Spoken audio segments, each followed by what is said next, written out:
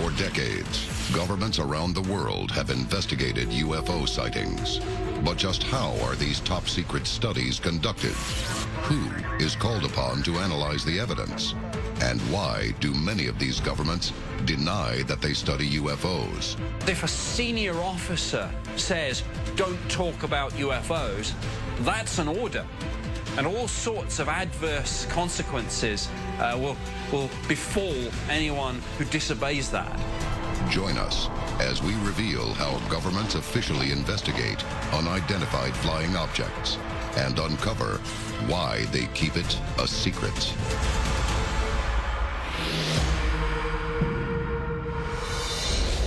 A global effort has begun. Secret files hidden from the public for decades, detailing every UFO account, are now available to the public. We are about to uncover the truth behind these classified documents. Find out what the government doesn't want you to know. Unsealed. Alien Files. Exposing the biggest secret on planet Earth. Despite constant denials, governments around the world do study UFOs. I joined the British government's Ministry of Defence in 1985, and I left in 2006. My job was to research and investigate UFOs. I had mixed feelings when I joined the UFO project. On the one hand, I was fairly skeptical about this. When I looked at some of the extraordinary radar visual cases, I soon began to realize that my initial skepticism had been misplaced. The United States government, among others, has formed many UFO investigative units dating back to the 1940s. After an unprecedented wave of UFO sightings in 1947, which includes the infamous Roswell incident, the U.S. created investigative bodies, Project Sign, Project Grudge, and ran Project Blue Book until it was canceled in 1969. In July of 1947, headlines were printed that showed that a flying saucer, alien in nature, complete with bodies and all, crashed on a ranch in Roswell, New Mexico. The United States Air Force became convinced the nation was being invaded by an unknown advanced technology. And in the fall of 1948, one of the military's own had an encounter that was too convincing to ignore. Unsealed case file, the Gorman dogfight. Fargo, North Dakota, October 1st, 1948. Veteran World War II pilot, Lieutenant George Gorman, is flying his Air National Guard P-51 Mustang over Fargo on a clear night. He encounters an object. It's 6 to 8 inches in diameter, he describes it. It's well lit, it's a lit ball of light, and it's flying around the town just like he is. Several other personnel at the base also witnessed the ball of light and describe it as bright, with tight edges. Gorman obtains permission to investigate the unidentified object. He decides to engage it, and it starts playing with it. He has a few head-on passes with it. He tries to chase it around. It does things that he can't keep up with, and then eventually just takes off and he is gone. He estimated that this object was flying at least 500 miles per hour, which was incredibly fast for the time. They were doing what they could describe as dogfight-type maneuvers in the sky, chasing each other. Within hours of the incident, officers arrive from Project Sign, the U.S. government's official UFO investigative body at the time. During his interview, Gorman describes the ball of light as bright, with clear edges, not completely round, but slightly flat. Then he stuns investigators by stating that the unidentified object's movements were so specific and responsive that there was, quote, thought behind the UFO's maneuvers. His report was considered very highly credible. He's a credible officer. So what was this thing? Nobody really knew. What he knew was he couldn't keep up with it, and it did things that he had never encountered before. After a full investigation and national media coverage, Project Sign concludes that Gorman chased a weather balloon. The incident with Gorman was not a lone case. There are quite a few examples in our UFO history that show that pilots do have encounters with UFOs. After investigation, most cases did turn out to have conventional explanations, and I was able to explain them in terms of people misidentifying aircraft lights, weather balloons, satellites, meteors, airships, all manner of objects and phenomena. Perhaps in as many as 80% of cases, I was able to find a clear explanation. The question is, what exactly did Gorman encounter in the skies above North Dakota? Despite Project Sign's official 1948 findings, experts in the UFO community consider the Gorman dogfight to be unresolved. Many experts now look at the documents and say, well, they really weren't doing their job as true investigators. They were collecting these reports, analyzing them, and pretty much dismissing them one at a time. Weather balloon here, swamp gas there, the planet Venus over here. And they were just completely dismissing anything that came in. Coming up, we uncover one of the most heavily investigated and confounding mass UFO sightings in European history. This is Unsealed, Alien Files. Many times, official government UFO investigations are stamped top secret. And history shows that they can also be influenced by political agendas and controversial analyses. But what about the UFO sightings that have compelling evidence, credible witnesses, and corroborated data? Nick Pope's work for Britain's UFO department gave him inside knowledge of the rarest type of UFO encounter.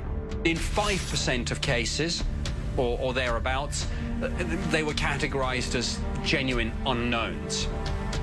Now, of course, unknown does not necessarily mean, as the pop culture understanding is, extraterrestrials, but neither could we, or did we, rule out that possibility. Unknown means unknown. Nothing more, nothing less. Unsealed case file, the Belgium Wave. Eupen, Belgium, November 29th, 1989. A host of triangular UFOs appear in the night sky. There were black triangular UFOs over Belgium. People were seeing them everywhere. Many of them describe the black triangle craft that are reported today, where you have a black triangle craft, multiple lights on the bottom. 30 different sets of witnesses and 3 separate groups of police officers allegedly see black triangular UFOs in the skies above Belgium. Officials question the witnesses for any information that would lead to a rational explanation. But over the next few months, the initial sighting becomes a wave, with over 1,000 sightings reported from November of 1989 through the spring of 1990. The Belgian Air Force response to that was to actually scramble jets and chase these things. We always had specialists who could look at things in detail for us, whether it was looking at photos or videos. And of course, the other big part of UFO investigations is radar. They had F-16s, high technology jet. They chased these things. They gave chase. They had visual contact. They had radar contact confirmation. And this went on for some time. The evidence is overwhelming. Something is appearing in the skies. The Belgian government is forced to investigate. But how? I would always make sure that in our investigations we included the experts, be they civilians or military, who could tell us, firstly, was anything tracked on radar? And secondly, if something was, what can you tell us about it? What I would then try to do is correlate that with something that I knew about or could find out about in terms of aerial activity, astronomical phenomena, etc. So, for example, I would look at flight paths. I would look at military exercises. On March 30th, 1990, more than 4 months after the initial sightings, a NATO base near Glon, southeast of Brussels, registers an unknown object on radar. 2 F-16s are scrambled to intercept and identify an aerial unknown. One of the jets is able to achieve a radar lock for a few seconds and reports that the object is diamond-shaped. Radar is not an exact science. Some returns are better than others. So again, that would be a big part, an important part of all government UFO investigations, not just in the British government's UFO project, but in Project Blue Book all around the world. Many skeptics ask, if the Belgium triangles were so widespread, where is the photographic proof?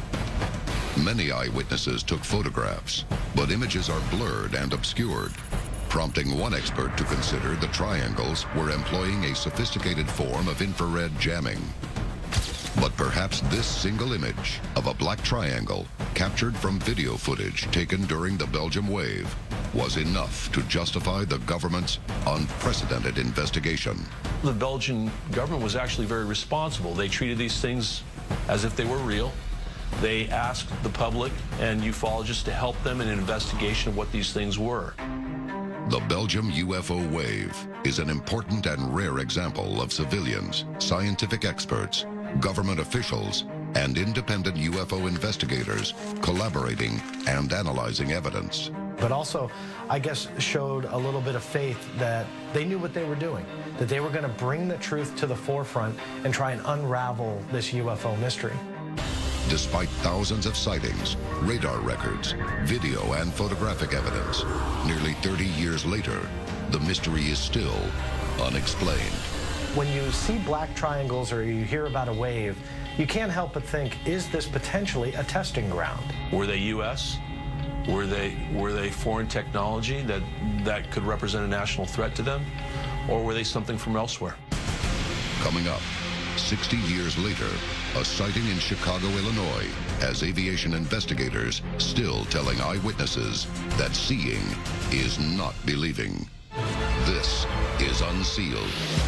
Alien Files. In the past 7 decades, governments around the world have investigated thousands of UFO sightings and encounters, oftentimes under an umbrella of secrecy. But despite officially denying the existence of UFOs, to this day, many in the public are not convinced. Each year, when I was working on the UFO project, I probably received 200 or 300 sighting reports, and each of these had to be properly investigated. Unsealed case file, the O'Hare Airport Flying Disc, Chicago, Illinois, November 7th, 2006. Something unusual appears over one of the nation's busiest airports. November 2006, 4:15 in the afternoon, an object appears over O'Hare Airport. Aircraft operations are shut down for a while for this object. This thing's sitting over the airport. People are seeing it, people are videoing it, and this thing just sits there. But what is it? Many eyewitnesses that day described the object as a rotating gray disc, shaped like a frisbee. It's a round, for want of a better term, flying saucer type spacecraft or craft, and people are looking at it, and then all of a sudden the thing just goes up vertically and punches a hole through the clouds. The incident is witnessed by ground crew, pilots, passengers, and airline personnel. It did shut down air operations for a while, but other than that, we didn't have time to scramble jets on it. We didn't really react to it well. We were in shock. But many are reluctant to go on record and report what they saw. You have to almost befriend them, or certainly empathize with them, be receptive, put them at ease if they're concerned that we wouldn't take them seriously, concerned that we might think they were wasting their time. UFO, that's what I think it was. Yeah. I mean, this happened, it's undeniable, and the Chicago Tribune, to their credit, I believe, put this on the front page, so the mainstream media knew that there was a story here. The O'Hare UFO receives wide U.S. network media coverage. But the Federal Aviation Administration, the government agency that oversees national safety in our skies, refuses to investigate. I think because of the ridicule factor, both the airline and indeed the Federal Aviation Administration kind of locked down this whole thing and said, oh, it didn't happen. Dozens of people saw it. You know, you can't say that this thing didn't happen. It happened. Authorities conclude that due to the low cloud ceiling that day, conditions were perfect for an atmospheric anomaly. A skeptical explanation about a weather phenomenon was put forward. Whatever was witnessed hovering above O'Hare is still, to this day, unexplained. If you've got something flying in such controlled airspace, well, that's something that should be taken seriously, whether you're a believer or a skeptic. From studying UFOs for years in the UK, Nick Pope knows that investigations are often abandoned due to lack of data. In maybe 15% of cases, there was insufficient information, too little data to really come to a definitive conclusion. Is this the reason the FAA will not investigate UFO sightings? Why wouldn't they care if a UFO's there? Doesn't mean that it's alien, but it means that it's a threat. So it really kind of begs the question, are they covering up their interest? Coming up, we uncover claims alleging the U.S. Air Force is systematically erasing evidence. Evidence that proves they are actively investigating UFOs.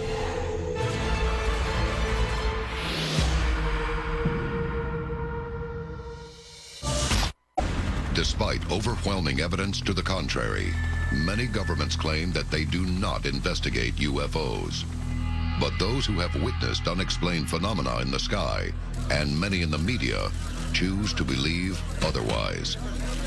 In 2011, the Huffington Post asked the Pentagon about a specific passage in the United States Air Force Personnel Manual. Air Force Manual 10-206 included a section on how United States Air Force pilots were to report UFO sightings. All United States Air Force pilots were instructed and ordered to report any UFO, any unidentified flying object that they saw. This was spelled out in black and white. For years. Just a few days after the inquiry, the passage was deleted. Within 24 hours of this major media outlet inquiring to the Pentagon about this manual, it was completely rewritten, it was changed, and the entire chapter on UFOs was completely gone. There are a couple of reasons why the military are very tight-lipped about UFOs. Firstly, the military are inherently a secretive organization. The default position is always say nothing unless you absolutely have to. They were going to put the spotlight and show, beyond a reasonable doubt, unidentified flying objects was still on the books to be reported as Air Force pilots see them. The second point is that as a hierarchical organization, it's actually very easy to clamp down on this, because if a senior officer says, don't talk about UFOs, that's an order. And all sorts of adverse consequences will befall anyone who disobeys that. That's why over the years, the military has been very able to keep a lot of this secret. Pentagon officials claim it was a coincidence that the passage was deleted at the time of the inquiry. Why is there this big charade that they're not interested in anything related to UFOs? And in black and white, under the Freedom of Information Act, you can completely prove the opposite. We may never know exactly what kinds of UFO phenomena governments around the globe have investigated. This is not an area I can discuss in any great detail, of course, because I'm still bound by the British government's Official Secrets Act. What I can say is that through intelligence means, those of us in government have a pretty good idea of the sorts of things that are out there. The question is, what exactly is out there? This is Unsealed. Alien Files, exposing the biggest secret on planet Earth.